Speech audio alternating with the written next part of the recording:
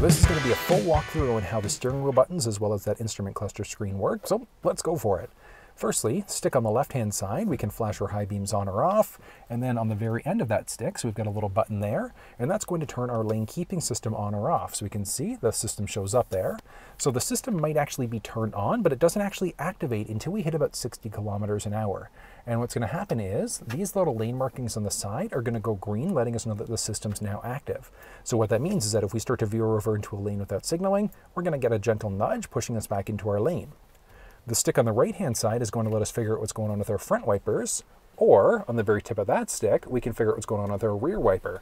So we do have quite a few different options that are available there. Looking as well, as you can see, you can just kind of make it out, but we do have our minus on the left and our plus on the right.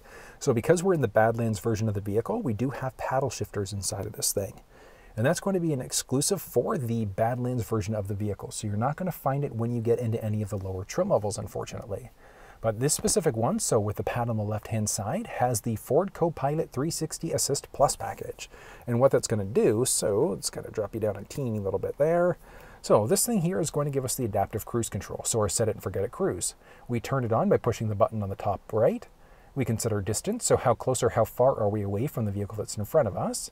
So you can see as we push it, we've got lanes that kind of show up and then disappear right in that middle there. So that's going to dictate how close or how far the vehicle is going to follow from the one in front of us.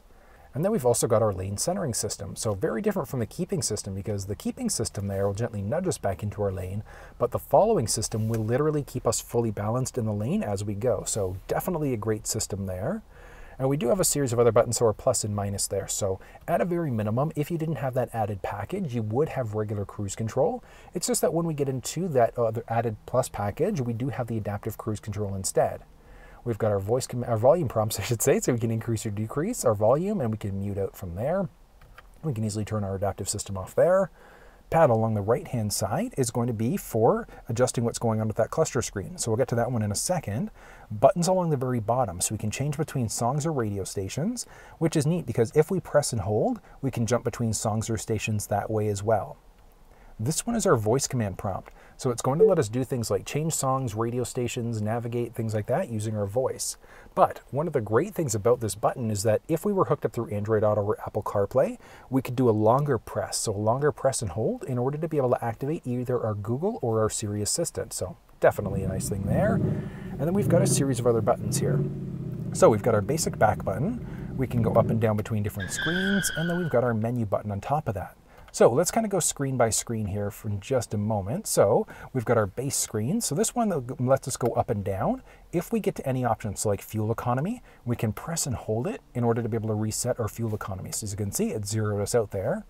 And we can move down between different options. So we've got our trip counter, tire pressure, our now playing, as well as our fuel economy. So back there again. We're going to press menu in order to jump into our first screen. So we can now select what screens are going to show up in that main screen. So I'll show you what I mean. So if we hit calming screen, we can go down to a few other options. So we've got our intelligent four-wheel drive, our off-road status, and that's good. So if we jump back home now, and we go out, so as you can see, we've got our pitch and roll to see exactly what's going on with the vehicle as we go. So if you're off-roading, definitely a useful feature to have on. So our off-road page is there. Intelligent four-wheel drive, so we can figure out which wheel is getting which amount of power as we go. We've got our tire pressure again, trip counter, fuel, and then we've got our calming screen. So this is the one where it essentially gets rid of all the extra stuff, and we've got just the base screen there instead. So if you find it distracting, this is what we're going to want to do. Back again, we've got our audio. So as of right now, audio off. If we turn our audio on for a second, there we go. So we jump back into audio with it on. We've got AM, FM, Sirius XM. If our cell phone was connected, so we were set up over Bluetooth, that would show up as an option. If we were hooked up through Android Auto, Apple CarPlay, etc. If we had a USB stick with MP3s, that would show up as an option. So a ton of different options there. We can easily kind of select through as we go. Moving back in, we've got our navigation. So we can look at our home address, previous destinations, favorites, etc. So if we go favorites, nothing as of right now. If we go back to, let's say, point of interest, we've got different fuel, foods, etc. So if we go fuel, and let's go here. It's like 2 seconds away, but... Obey traffic laws, be alert, and use voice commands while driving. So you might have seen Please that. proceed to the highlighted route and then the route guidance will start. So you may have seen that just pop up along the side there, but as we come to upcoming turns, it is going to let us know on this part of the cluster screen right at the very top where we need to go. And then it starts the route guidance as well on that sync media screen. We press menu again, we can go navigation, and we can cancel the route out if we wanted to, and it's that simple to do it. Moving down, we've got our phone, which no phone connected, but we'd be able to go through our contacts and things like that to make phone calls. And we've got our settings button, so we can do our oil life reset if we want to. Same idea, we just press and hold in order to be able to reset.